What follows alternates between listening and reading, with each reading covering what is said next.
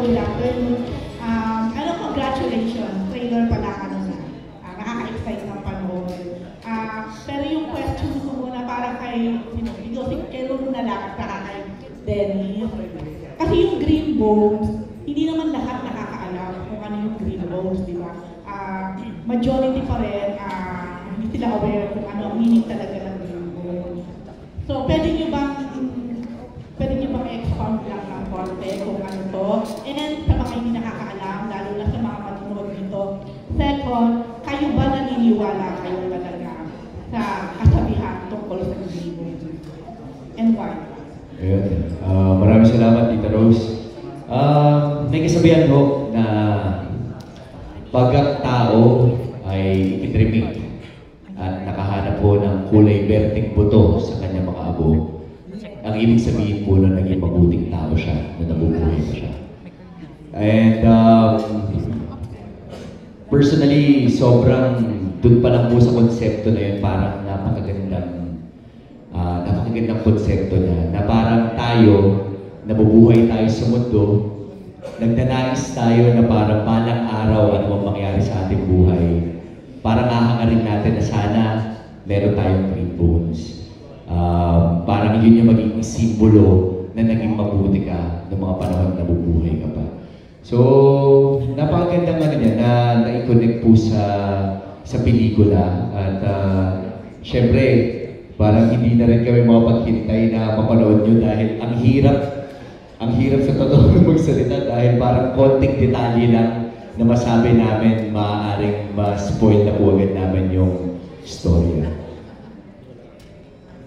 Yun, ako naman po, hindi ko alam kung talagang may scientific evidence na naging mabuting tao kapag nakakita ng mga green bones sa kanyang mga labi. Pero sa pagkakataon to, hindi lang dahil may pelikula kami na green bones ang title. Parang gusto kong maniwala dahil dun sa paniniwala na yun, parang magsisilbi na reminder na gumawa ka palagi ng mabuti para maka-achieve ka ng ito. Magkaroon ka ng green bones at sa mga bilang buhay ka na. And sa tingin ko, napakagandang reminder para maging magandang halimbawa palagi, gumawa ka ng mabuti.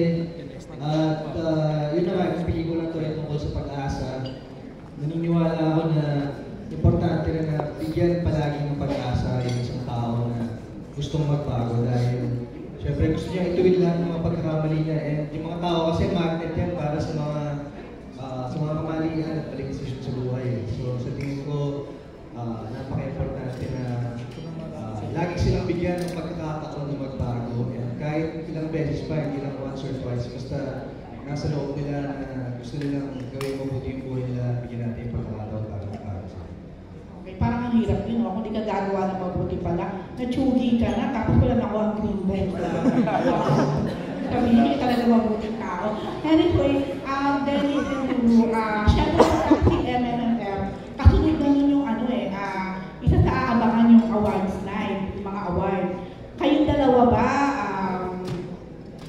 na nararamdaman nyo na ba na strong contender kayo for best actors?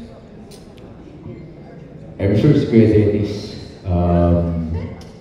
ibang-ibang Dennis Trillo yung mapapanood niyo po sa pelikula na ito. Napakarami niyo na pong mga pelikula, mga programa na talagang tumatak sa puso't isipan ng bawat Pilipino. But I guess in this project, makikita niyo yung puso. Makikita mo kung gaano niya kamahal yung ginagawa niya. Maraming mga pagkakataon, actually kami never kaming nag-uusap sa set. I mean, mabibilang lang sa daliri. Pero kasi siguro nakikita ko rin kung paano yung preparation niya in every scene sa ginagawa namin. So somehow inaaral ko rin kung paano siya mag-prepare, paano yung proseso niya bilang isang aktor. At mula doon parang hoping na makakuha ko ng ilang mga techniques mula kay Kuya Dennis. But you know, makatrabaho at makasama siya sa isang eksena, isang karangalan para sa akin. And I'm sure maraming mga tao ang bibilib sa kanyang pinakitang talento sa pelikula po na ito. Ayun, thank you, Sir Madrid. Ako naman po, umasa na kahit ano sa isang bagay na gagawin ko. Pero pakiramdam ko, winner na ako dito dahil makasama pa lang tong award-winning team na to. Mapabilang pa lang sa proyekto na to. Buhayin yung mga characters na nandito sa napakagandang script na nilikha ni Mr. Ricky. Pakiramdam namin, winner na kami, and doon pa lang talagang walang talent na talaga. Siguro yung mga awards magiging bonus na lang yan, pero ngayon pa lang pakiramdam ko panalo talaga.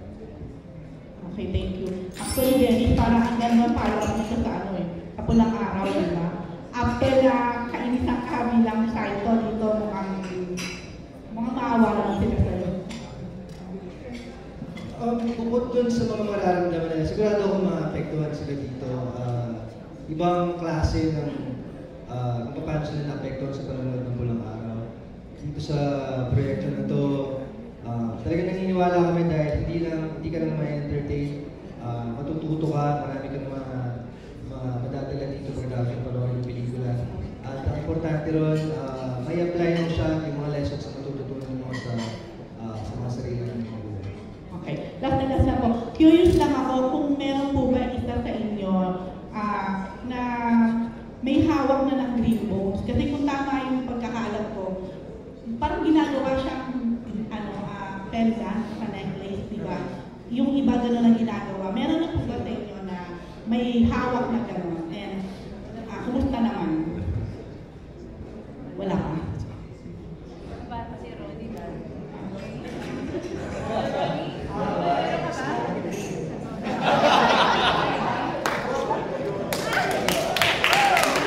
Best answer. So wala pa po. Isa, wala ka pa rin. From your family, like, walang gano'n. Actually po, I didn't know about this until I read the script. Hindi ko po alam na something like, na totoo siya, na my parents were not cremated, so hindi ko alam. Pero sana, nananalig ako na lahat tayo, meron man lang isa. Diba? Kasi I think that's exactly what the film wants to say.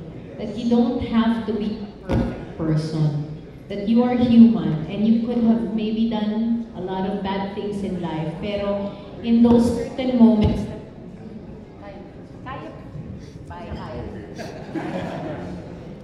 in those certain moments that you chose to do good things unto others, sana manaig yun at manuot sa iyong buto, sa ibuturan ng iyong buto, tama ba? Ng iyong puso't buto. At magkaroon ka man lang ng kahit isa. Yun lang. Thank you. Maraming salamat. And our next member of the press is Nikki Wang of Manila Standard. Gandang hapon po sa inyong lahat. First, foremost, congratulations sa entire cast and creatives. Question ko po ay isa lang para kay Mr. Michael Lamesa, Ronnie Lazaro, and Mr. Ron Morit. Magandang hapon po. Isang question lang, sir. As experienced actors, Actually, ako yun po, as experienced actors po, how is it working with the younger members of the cast? And at the same time, were you able to share something with them? And were you able to learn something from them? Of course, it's always a joy to work with a new breed of actors. First and foremost, grateful ako sa GMA na ako yung naisip nila para sa role na to. And when it was offered to me, actually the first offer was a different character. And then before we got back to them to give them our decision, they came back to us offering another role. And then they sent the script. Hindi na ako ng dalawang isip, of course, working with Dennis. I've worked with Dennis before, with Ruru also. And then, nung sinabing it was going to be directed by Zig Dulay, of course, I knew Zig Dulay because of Firefly. And that excited me more. And, ang pinaka-kicker was written by Ricky Lee. So parang, kailangan mapasama talaga ako dito. You know? And that's why I'm very, very grateful and thankful. And like I was saying earlier, I really enjoy working with the New Breed because you can see their enthusiastic sila. Gusto nila talagang matuto. Hindi ko nilalahatan. Pero dito sa movie ito, most of my scenes kasi were with Ruru. And we had a lot of time discussing the craft, discussing film. And nakita ko sa kanya na gusto niya talaga mag-grow as a serious actor. Nakita ko kung paano niya nire-respeto yung craft. And of course, me, since yan ang kumbaga, dyan tayo nakatutok sa craft. Sobra akong natuwa because you don't find that in the new breed of actors now. Iilan lang yan, mabibilang mo sa kamay mo. And Ruru is one of them. Si Dennis naman, although wala kaming eksena ni Dennis dito, but we've worked together sa TV before. And we were doing this certain project, ewan ko kung naalala mo, ginagawa natin yung Sugo. Ba nasa kotse tayo, nag-uusap tayo.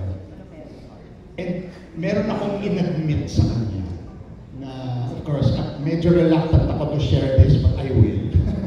Sabi ko, alam mo, Dennis, nung nanalo ka, remember, first award we yata yun. Yeah, that one. I think that was your first award, di ba? That was your first award, di ba? So, kung sino ba itong ministry yun to? Kabago-bago, nanalo agad ng award. To make the long story short, napanood ko yung pelikula at kinain ko yung sinabi ko. Sabi ko, kaya naman pala. At sinabi ko sa kanya, alam mo, Dennis, magaling kang artista. Ipagpatuloy mo yan. And even now, kanina lang, after watching the trailer, sabi ko, Dennis, may magic ka. May magic ka. Iba. So, again, like, tulad ng sinasabi ko, proud ako and grateful na napasama dito. And thankful din ako na I was able to work with two very, very, very, I'm looking for the exact adjective. Two very, very, intense, passionate. There you go, passionate, intense, and hungry actors who look forward to do more impactful and meaningful projects. Kasi ganun din ako eh. Yun. You're an icon. Sunod pa namin sa Mr. Raul.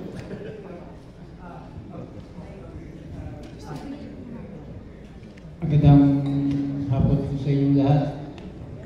Well, actually, lubos ko pong kinararangan na makatrabaho ang tatlong mga artista ko, si Denny, si Wendell, tsaka si Ruru. Hindi ko alam kung paano sila mag-prepare. Kasi pag nandun na sa set, at umaarte na sila, namawala ako eh. Ako yung namawala sa, parang nalilipat yung mundo ko doon sa mga characters ng tatlo eh. Like, Ruru, Dennis, and Wendell. Sa akin parang tatlong best actor kung nakatrabaho ko. Parang ganun, gagaling nila eh. Lalo na si Ruru, kapag seryoso, masyado siya seryoso eh. Lagi niya tinatanong si Ronnie kung paano mag-prepare mo, kung paano ihanda yung sarili mo sa isang eksena. Ganun siya kaseryoso. Doon si Wendell, iba din. At saka, napakamaalaga nilang tatlo. Kasi ako yung pinakamatanda, actually, hindi pinakamatanda, pinakamahilig sa mga artista ng Green Bones. Tapos alaga nila akong tatlo. Lagi nila ako tinatanong kung kumusta na ako.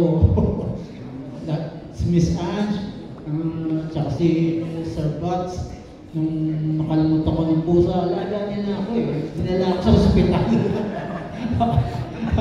Hindi pumayag si Sir Butts at si Sir Casey na hindi ako dalhin sa hospital. So, napakatuloy ako. So, maraming salamat, Direk Sid. At ako'y napabilang dito sa pelikula mo at nakasama ko itong tatlo na to na sobrang ang gagaling. Thank you so much. Mr. Ronnie? Sa akin naman po, wala naman po akong tawag dito. Definition sa mga kung paano magtrabaho mga kapwa-artista ko. Para sa akin, palagi sariwa ang aking paningin sa mga bagay-bagay. Wala akong nilalagay na mga imahe o para tuloy-tuloy lang ang aking pagsasagawa at pagkipasalamuha sa kapwa-artista ko. Pero itong industriya natin ngayon ay lalong titingkad dahil sa mga batang ito. Maraming salamat po.